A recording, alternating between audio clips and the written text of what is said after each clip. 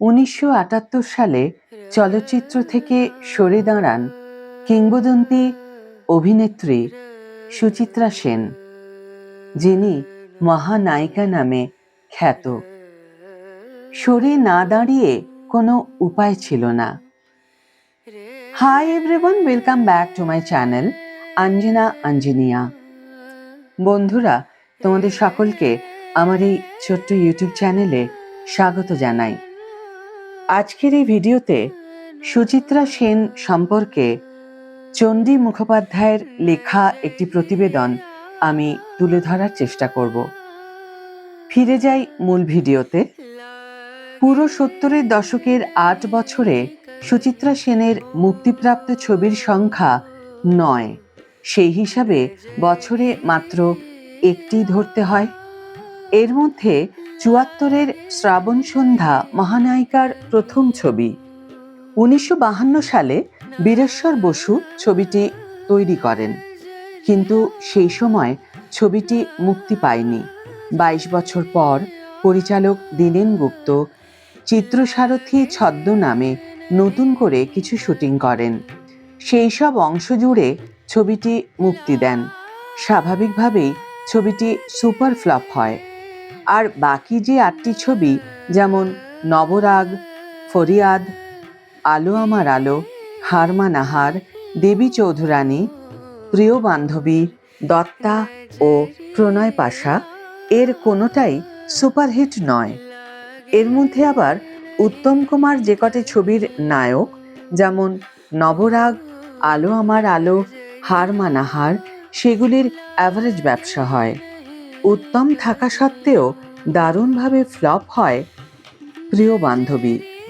আর মহানায়িকার শেষ ছবি প্রণয় পাশা, সৌমিত্র চ্যাটার্জি নায়ক থাকা সত্ত্বেও বক্স অফিসে টোটালি ব্যর্থ। 70 দশক থেকেই সুচিত্রা বুঝেছিলেন তার দিন শেষ। বাংলা ছবির দর্শক ও প্রযোজকরা আর তাকে চাইছেন না। একদা টালিগঞ্জের সম্রাজ্ঞী, সমস্ত ইন্ডাস্ট্রি চলবে তাঁর অঙ্গুলি হেলনে, সেই তিনি কিন্তু হঠাৎ একদিন আবিষ্কার করলেন যে কতটাই বিপন্নতা ঘিরে আছে তাকে। তার পায়ের নিচে আর গ্ল্যামারের ভিত নেই। এমনকি উত্তম সুচিত্রা নামক সোনার জুটির মিথও অস্তমিত। আর সোনার জুটির মেয়াদকালই বা কত? মেরে কেটে বছর 5। এরপর হয়তো মাঝে মধ্যে উত্তম সুচিত্রা ছবি করেছেন, বিচ্ছিন্নভাবে সপ্তপদীর কথা বাদ দিলে সেসব আর সোনার জুটির ছবি নয়। তো 70-এর শুরুতেই সুচিত্রা নিজেই বুঝেছিলেন বাংলা সিনেমায় সুচিত্রা সিন্ড্রোমের দিন শেষ। আর সেই কারণেই শেষবারের মতো অভিনয় নিয়ে নানা রকম এক্সপেরিমেন্ট করতে চাইছিলেন তিনি। এতদিনকার সুচিত্রা ইমেজ ভেঙে বেরিয়ে আসতে চাইছিলেন অন্য নানা বিচিত্র বিন্যাসে। সুচিত্রা যুগকে টিকিয়ে রাখার জন্য কত রকমের চেষ্টা। সুচিত্রা সেন সেক্স অ্যাপিল নিয়ে কখনো মাথা ঘামাননি। তিনি কখনোই হয়ে উঠতে চাননি বাংলা সিনেমার যৌন প্রতিমা। তার চুম্বক আকর্ষণের একমাত্র অস্ত্র ছিল তার মুখ। The face that burst 1000 hearts. ঠিকই বাংলা সিনেমায় এইরকম অব্যর্থ অমোঘ ফটোজেনিক ফেস এর আগে আর দেখা যায়নি। তার মুখ বারবার উস্কে দিয়েছে বাঙালির রোমান্টিক জল্পনার উজান। সুচিত্রা সেন কখনো প্রচলিত ধারণার বাইরে তার অভিনয় ক্ষমতাকে প্রসারিত করার চেষ্টা করেছেন। আর সেই সুচিত্রা তার অভিনয় জীবনের সায়াহ্নে এক বিপন্নতার মুখোমুখি হয়ে ভাবলেন, চলো পাল্টাই। ব্যাপারটা এতদূর অবধি এগোলো যে 40 বছর বয়সে পা দিয়ে তিনি হয়ে উঠতে চাইলেন সেন্স গডেস। ফরিয়াদ ছবিতে ক্যাবারে গার্লের ভূমিকায় অভিনয় করলেন। স্বাভাবিকভাবেই দর্শক প্রত্যাখ্যান করল সুচিত্রার এই ইমেজ। কেননা তখন বাংলা তথা ভারতীয় সিনেমায় যৌনতার অন্য মুখ এসে গিয়েছে। যৌন প্রতিমা হিসাবে সুচিত্রাকে মানতে রাজি নন 70 দশকের উত্তাল সময়ের যুবক যুবতীরা।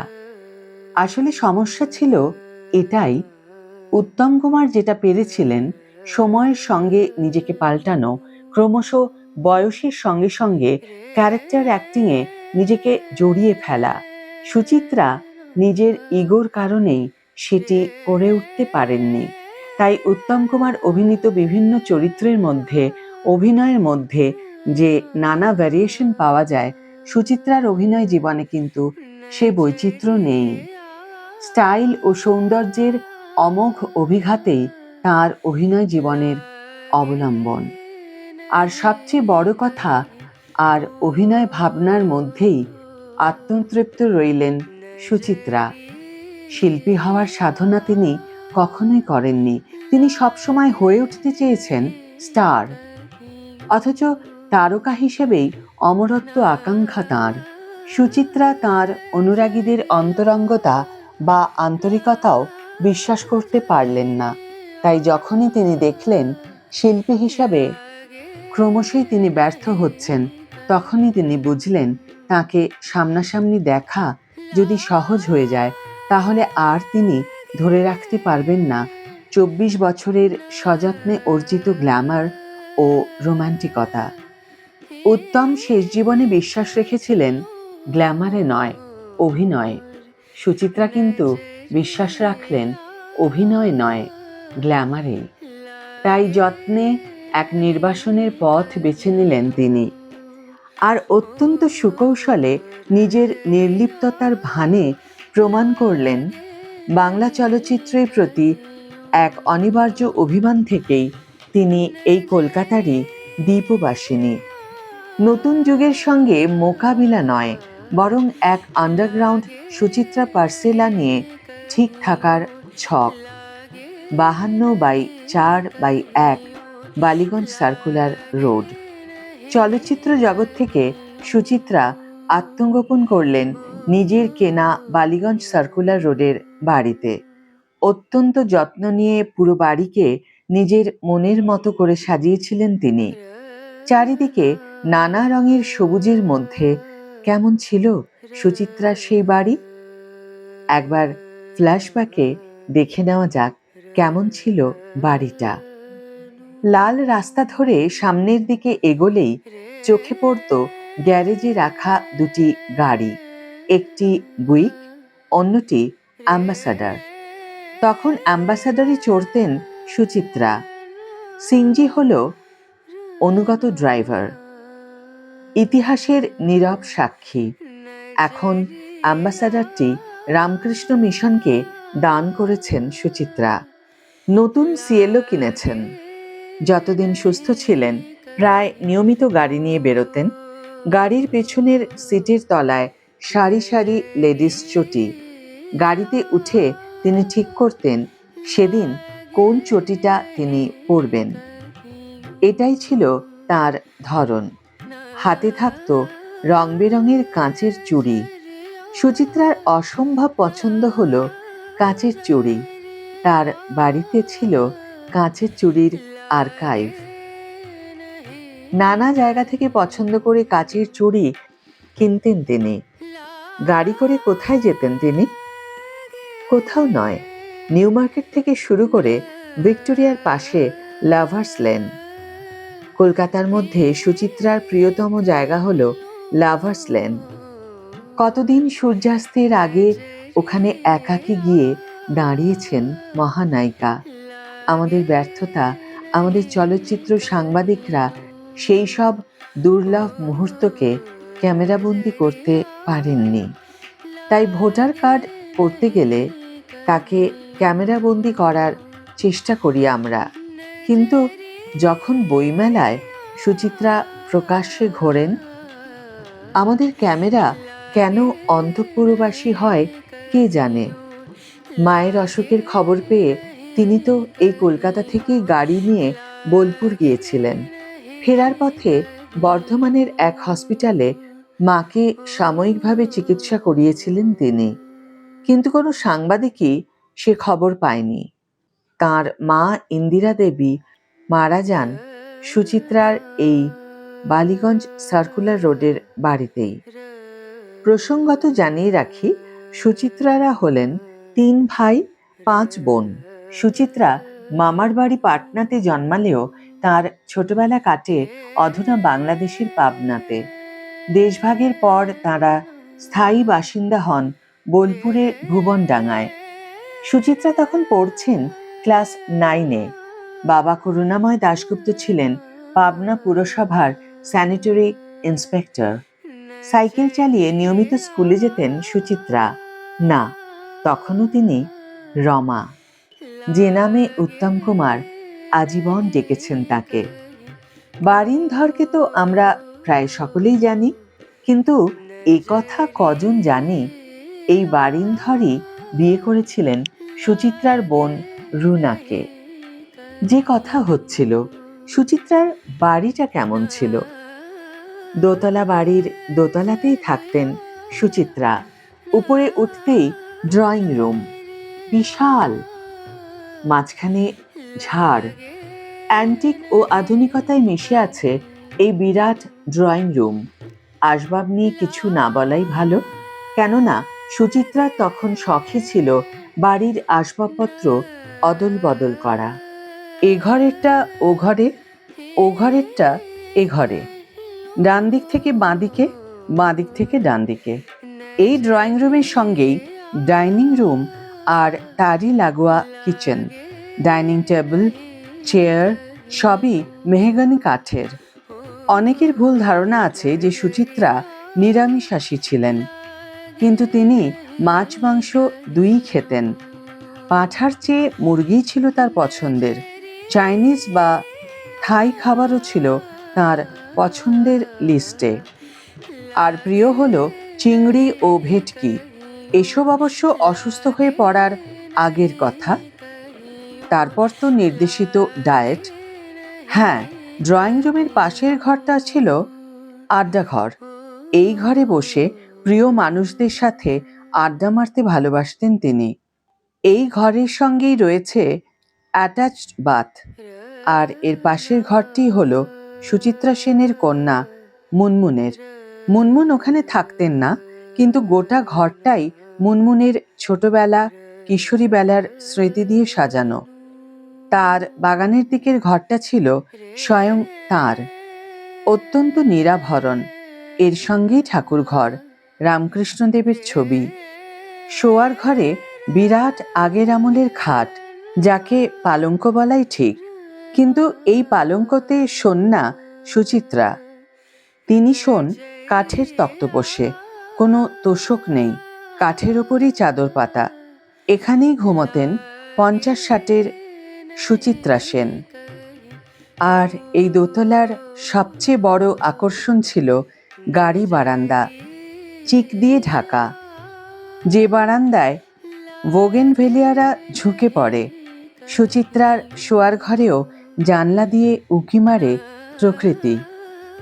নিজের রামকৃষ্ণ কথামৃতর বাংলা ও ইংরেজি সংস্করণ ছাড়া অন্য কোনো বই না থাকলেও অন্য ঘরে কিন্তু রয়েছে ইংরেজি ও ফরাসি বইয়ের এক চোখে পড়ার মতো সংগ্রহ। ফরাসি শিখতেন সুচিত্রা, অনেক দূর এগিয়েও ছিলেন। সেই সূত্রেই ফরাসি বইগুলো। অবসরে সেই সব নেড়েচেড়ে দেখতেন তিনি। আর বাড়ির এ প্রান্ত থেকে ও প্রান্ত ঘুরে বেড়াতেন। কত স্মৃতি, সুখ দুঃখের মুনমুনের ছেলেবেলা, শিশু রিয়া রাইমার দাগিয়ে বেড়ানো এই ঘর থেকে ও ঘরে। আর তাদের সঙ্গে দিদিমা সুচিত্রার হুটোপাটি। তার কাছে বাড়িটা ছিল অসম্ভব প্রিয়, নস্টালজিক। সেই স্বপ্নের বাড়ি ভেঙে ফেলতে হলো সুচিত্রাকে, তুলে দিতে হলো প্রমোটারদের হাতে। সাময়িকভাবে তিনি উঠলেন দেওদাস স্ট্রিটের এক ফ্ল্যাটে। সুচিত্রার নেভারল্যান্ড ভাঙা ঐতিহ্যময় কাঠের জানালা, দরজা, ইট কাঠের ফাঁকে ফাঁকে সুচিত্রার ব্যবহৃত নানা স্মৃতি। বাংলার মানুষ যারা একদা 70 দশকে সুচিত্রার সিনেমা থেকে মুখ ঘুরিয়ে নিয়েছিলেন, তাঁরাই ঝাঁপিয়ে পড়লেন সুচিত্রা মেমেন্টো সংগ্রহে।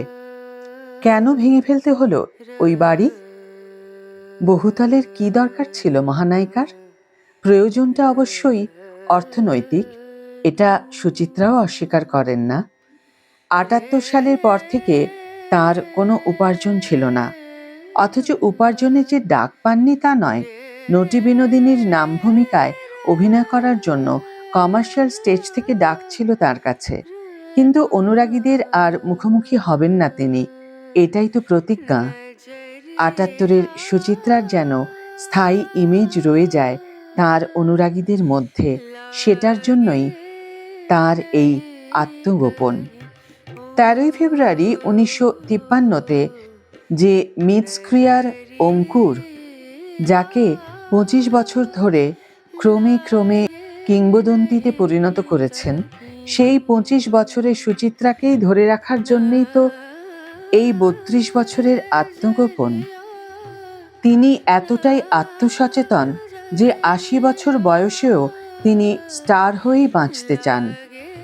সাধারণ মানবী হয়ে ওঠার কোনো আকাঙ্ক্ষাই তার মধ্যে ছিল না, কিন্তু শিল্পী হয়েও শিল্পের আহ্বানে সাড়া দেন না তিনি। তার বাড়িতে একমাত্র প্রবেশ নিষেধ সাংবাদিকদেরই। তা বাদে তিনি যে পুরোপুরি অন্তরালবাসিনী, এমন কথা কি জোর দিয়ে বলা যায়?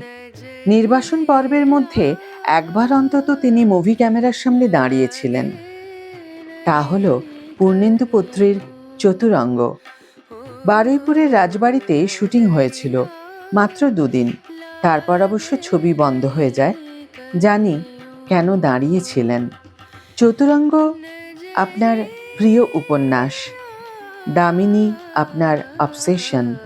পরেও চতুরঙ্গ নিয়ে নাটক করার কথা ভেবেছেন আপনি, কিন্তু আপনার অপর সুচিত্রা বাধা দেয়।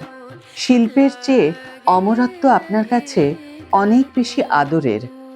সুচিত্রা চান কোনো ক্রমিক পরিণতি না, সেই ৩২ বছর আগেকার তার উপস্থিতির বিদ্যুৎবাহী ম্যাজিক এখনো কাজ করুক।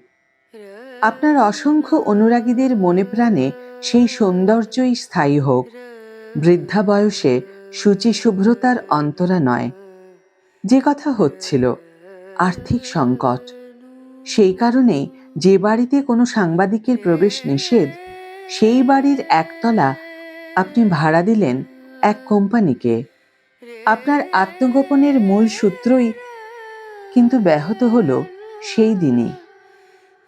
এমনকি ভাড়াটের সঙ্গে শেষ অবধি মামলা মোকদ্দমাতেও জড়িয়ে পড়তে হয়েছিল, কিন্তু ইতিমধ্যে সুচিত্রা একটা মোটা অঙ্কের টাকা সঞ্চয়িতা চিটফান্ডে রেখেছিলেন। সঞ্চয়িতার মালিক শম্ভুবাবুর আত্মহত্যার সঙ্গে সঙ্গে সেই টাকাটাও মারা গেল। ইতিমধ্যে বোলপুরে সুচিত্রাদের পৈতৃক ভিটেও বিক্রি হয়ে গেছে। যে পৈতৃক বাড়ির দোতলাটা সুচিত্রা তৈরি করেছিলেন অভিনয় থেকেই উপার্জিত অর্থেই, এবং অর্থ সংকটটা এমন একটা জায়গায় গিয়ে দাঁড়ালো যে প্রিয় নেভারল্যান্ডকেও সুচিত্রা প্রমোটারদের তুলে দেওয়ার পরিকল্পনা করেন।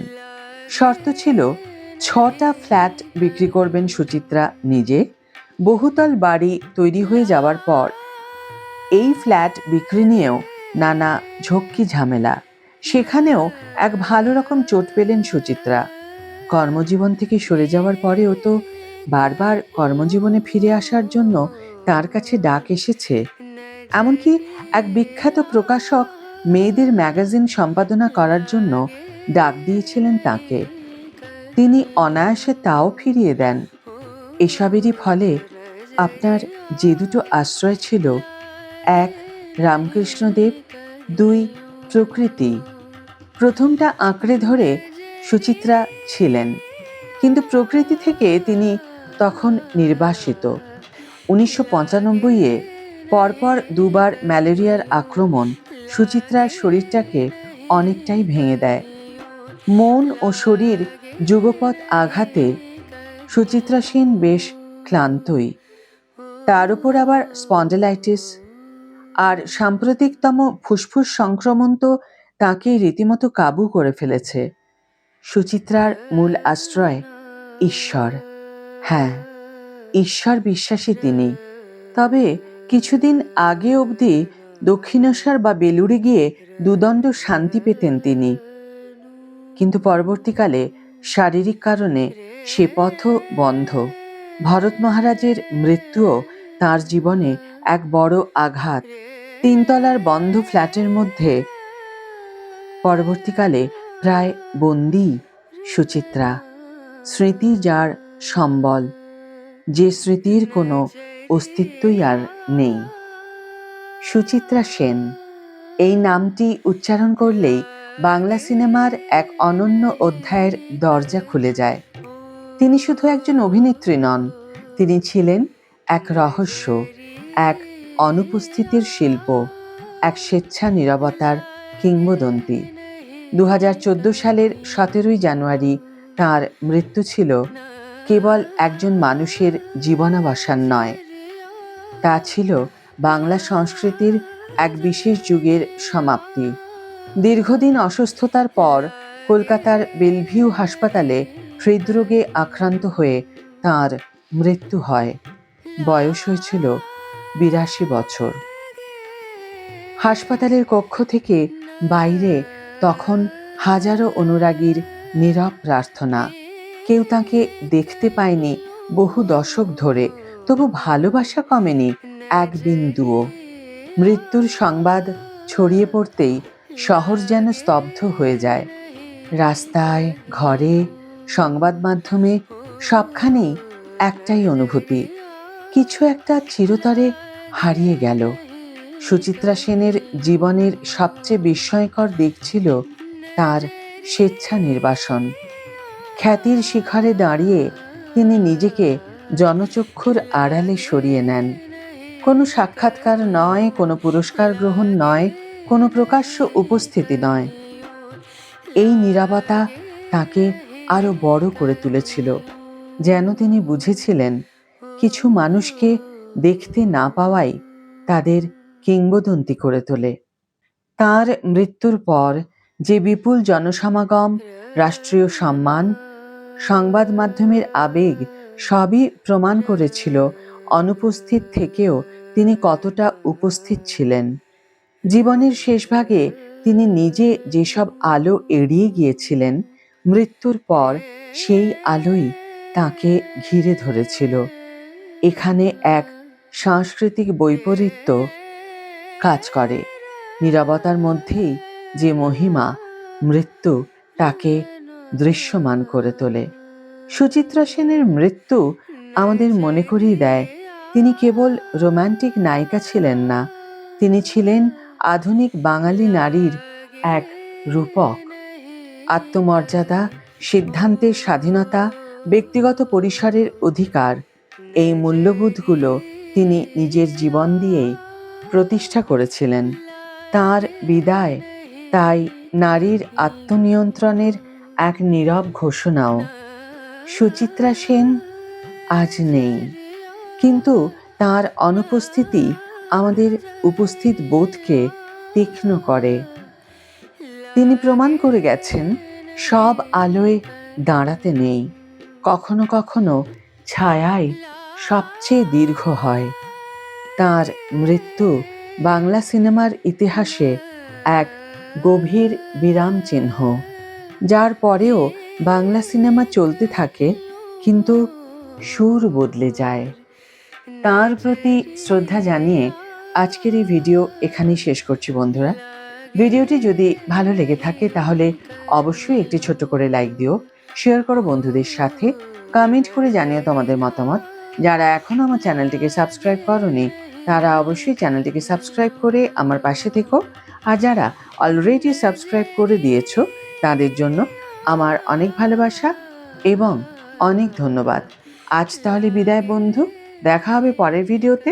ভালো থেকো, সুস্থ থেকো, সঙ্গে থেকো।